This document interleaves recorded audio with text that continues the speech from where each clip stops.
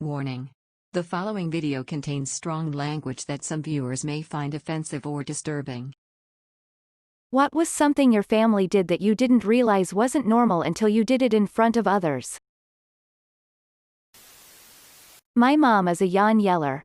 When she yawns, you can hear it from anywhere in the house. One time my sister had a friend over, and we were in the basement. My mom yawned upstairs, and my sister's friend asked, "Was that a coyote?" My mom yells when she sneezes. In order for her to stop sneezing, she has to basically sneeze really loud, kinda like ACHHOOO. One time my brother had a friend over and he thought something was going on outside. It was my mom sneezing in her room. That my mother would scream and yell every single night in her sleep. I legit thought it was a normal thing. My mom has nightmares. Doesn't yours? I dated a girl that had those and it not only creeped me out but she would start clawing and punching. We had a bag in our deep freezer where we kept kitchen scraps until garbage night. It was pretty genius, but creeped some of my friends out when we would raid the Hot Pocket stash. My aunt in Texas had a 5-gallon bucket in her freezer of scorpions. They had a lot of them down there on their property and every time she would catch one she'd throw it in the bucket with the rest of them in the freezer. I never could get a straight answer why she didn't just kill them and throw them in the trash. Use assorted German words in casual conversation. Which as a child I assumed were English until I got confused stares from friends. My family has been in the US since 1902. My dad's family does it both ways. He thought a lot of Italian words were English. Then he visited Italy, and discovered a lot of his Italian words were just English with an accent. Flush the toilet after peeing. We tried to save water, so we basically peed until someone took a dump. Then one day I went to a family friend's house and freaked everyone out because I didn't flush. Edit, forgot to mention that we were a family of 5 with one working toilet. And my dad shits like 3 times a day. This thing can work until your bathroom gets filled with pee smell. Not recommended. 3 out of 4 members of my immediate family have the same condition where we grow benign tumors in our brain and spine. So conversations about brain surgery and muscle wastage and loss of function are common. I knew it wasn't normal but we kinda keep forgetting how most healthy people react to I'm losing the ability to move my toes. It's annoying.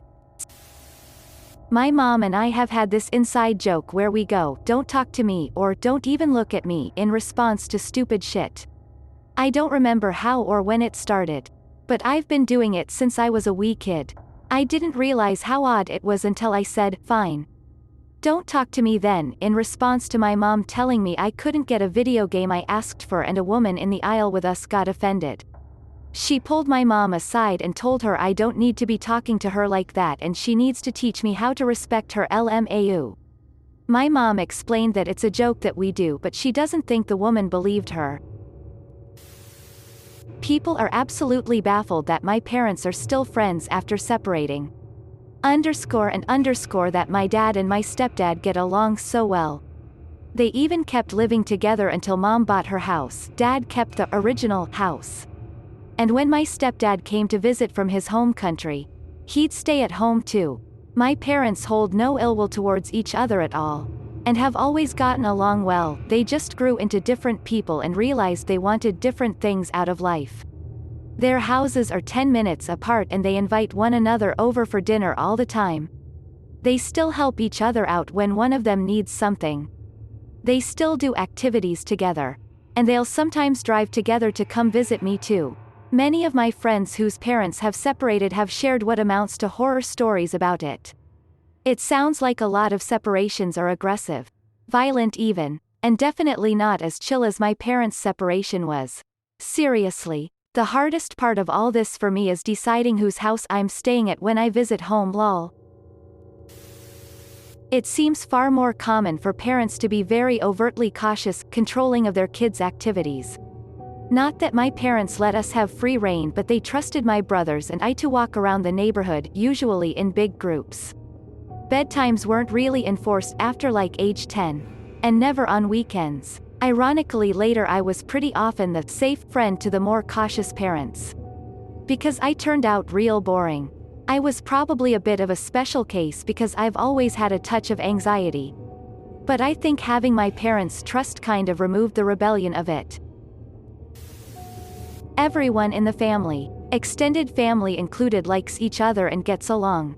One boyfriend commented that my family was weird because everyone got along. No massive fights, screaming and yelling each holiday, bringing up decade-old grudges once or twice a year. Like he has never met his uncle because his dad and uncle hate each other too much. Apparently it isn't normal to do grave rubbings. When I was little and went to graveyards with my family, sometimes they would bring paper and crayons to rub old dates and names onto them, like a leaf rubbing. I was reminiscing on this once with my friends and realized that these rubbings weren't a normal thing to do once they all gave me horrified looks. Oh, definitely casually telling my friends sexual conversations that my mom and I had. Turns out my mom was oversharing my whole life and it was weird.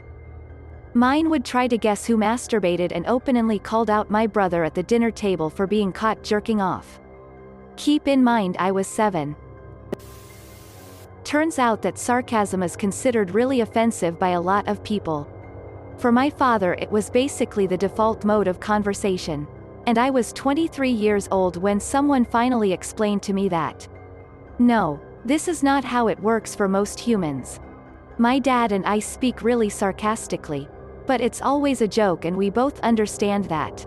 A guy the first used to date insisted I was constantly being mean.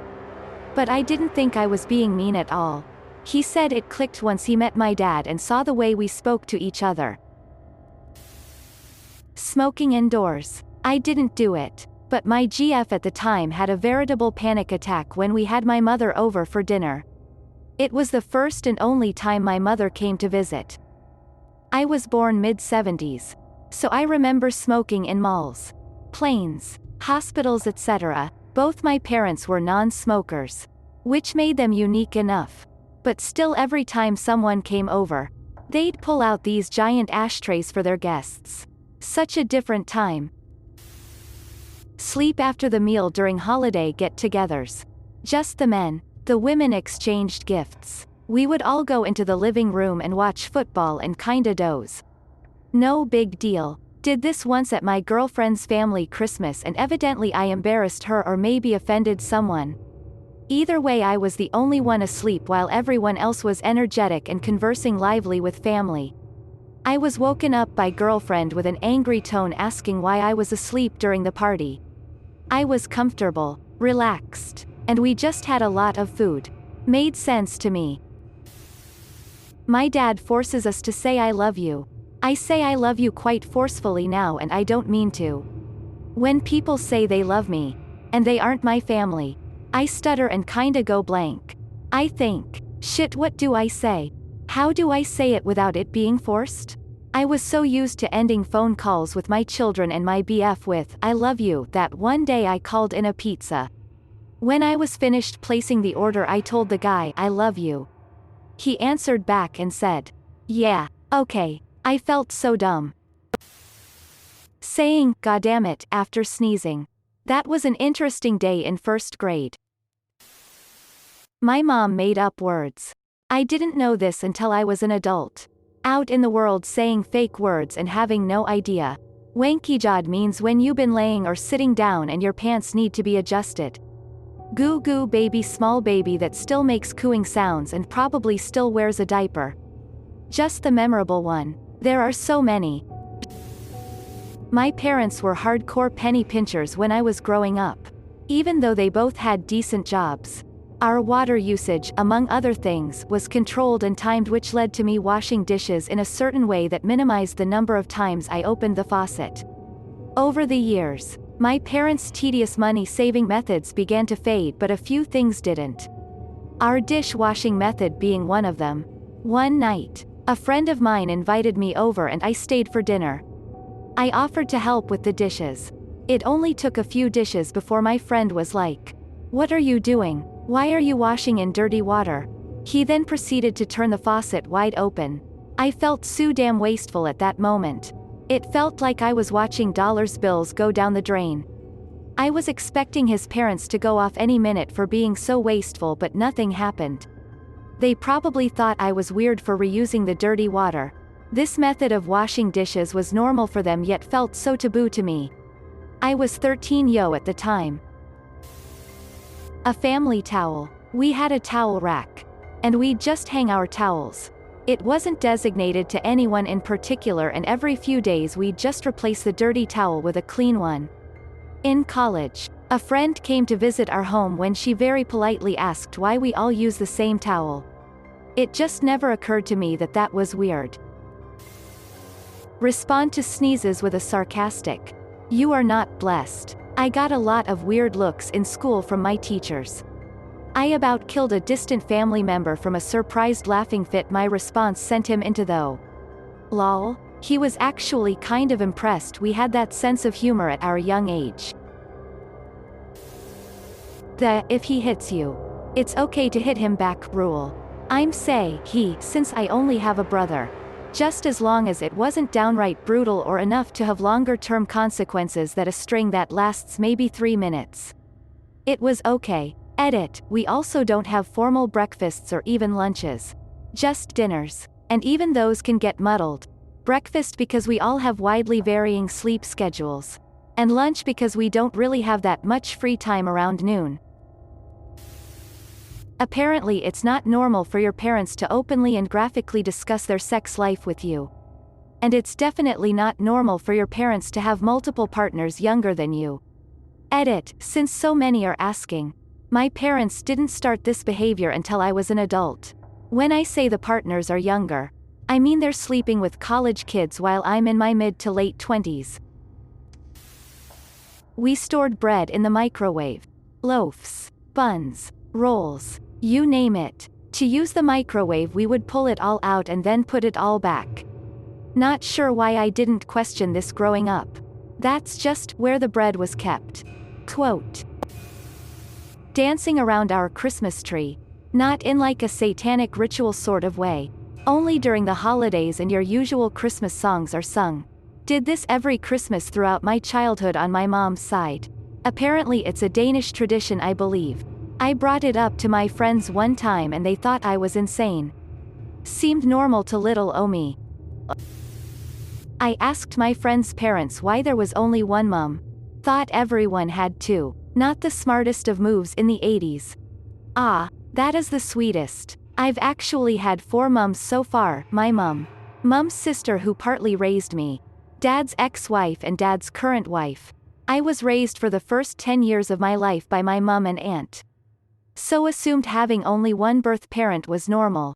I had friends who had 2 parents. But dads were like guests, ghosts in the house. Dads did nothing to my young eyes apart from eat and sleep. I grew up with the assumption that dads just weren't needed. Later had a shock when I discovered that some dads are lone parents and not all dads ignore their kids and don't contribute to the family. Thanks for watching. If you liked the video, give it a thumbs up. Don't forget to subscribe and hit the notification button.